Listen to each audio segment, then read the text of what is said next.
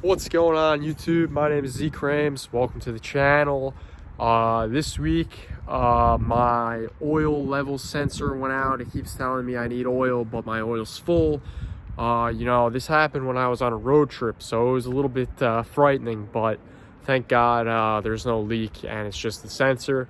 So I'm gonna take this time because I drove the car 5,000 miles since my last oil change. I'm gonna do the liquid moly engine flush, just like in my last video that I did on the F80. We'll do that, we'll do the Ceratec, and we'll install the sensor. So just like in the last video, put this in the engine, let it run for 10 minutes, and then we can change the oil.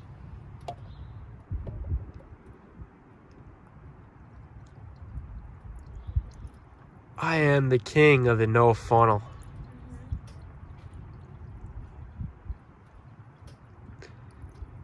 Get that all in there.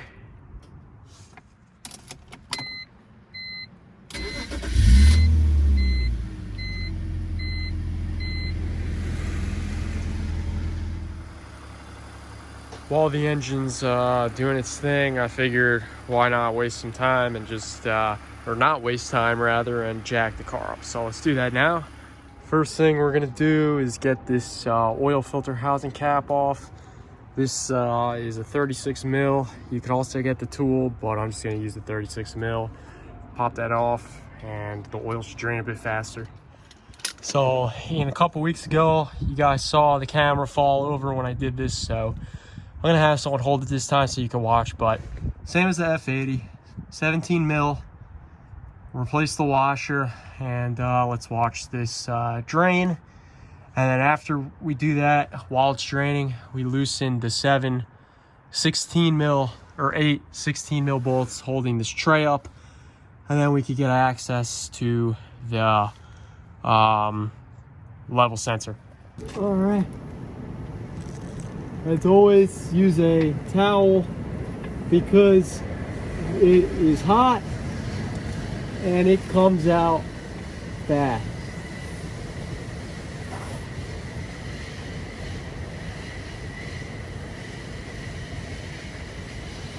I always get nervous, so I'm gonna burn the shit out of my hand. Where are you going?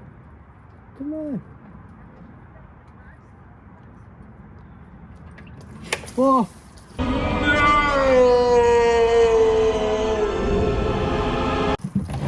And that is exactly what you don't want to happen.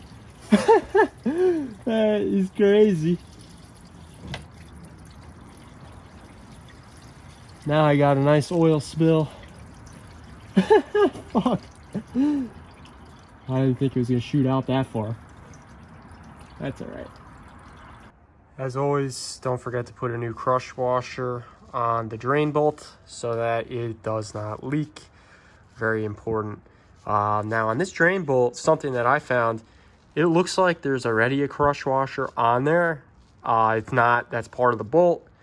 It took me longer than I'm happy to admit to realize that, because I tried to, it looks like it's a crush washer, so I tried to get it all. It is a whole thing, but that was the last time I changed the oil, not this time. So anyway, put the crush washer on, put it in, torque it down, and you'll be good.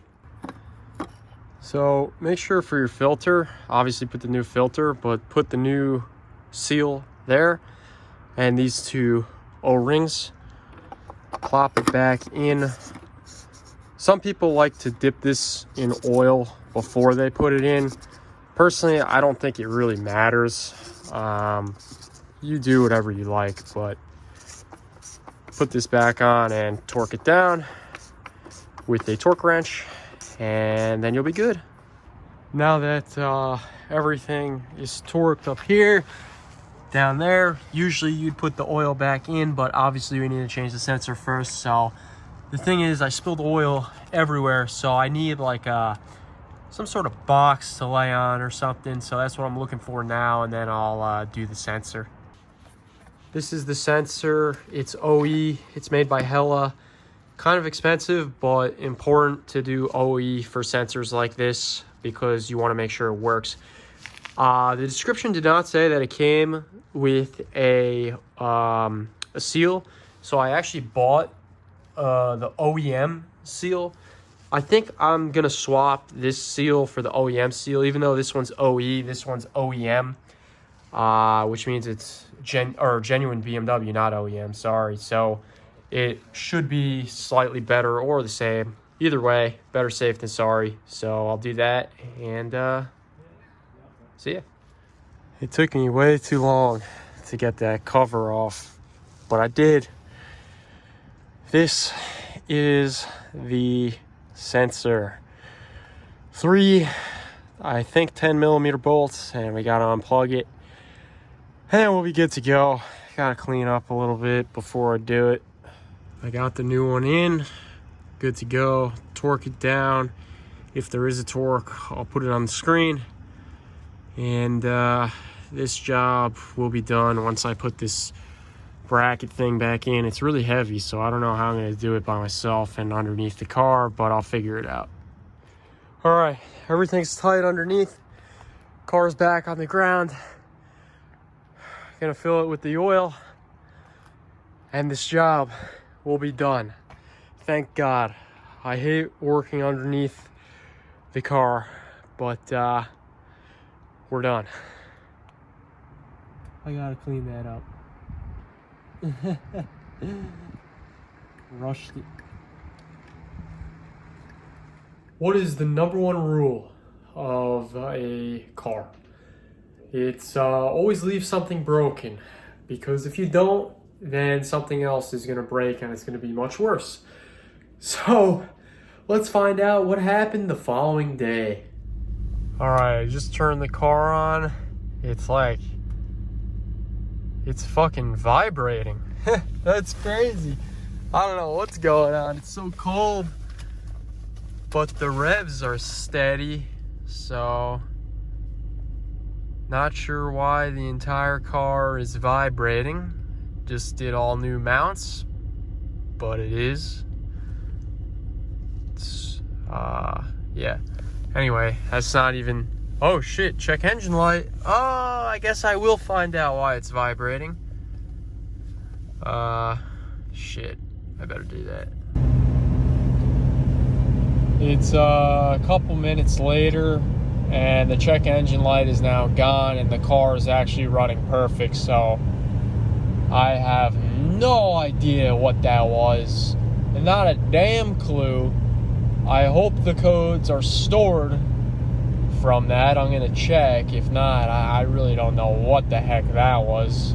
But that's another thing to add to the list. After reading the codes, which I'll put on the screen, it was a misfire in cylinder 4, as well as some lean codes. I've been suspecting a vacuum leak for a while. Today was the first very, very cold day, and for some reason the cold just makes the vacuum leak worse until the car warms up.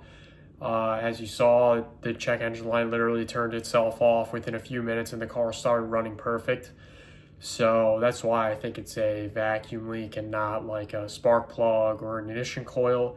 Also, I just did spark plugs, so it's not going to be that, but I don't think it's going to be an ignition coil or a fuel issue either. I think it's a vacuum leak. But let me know in the comments what you think it is. Until next time, peace.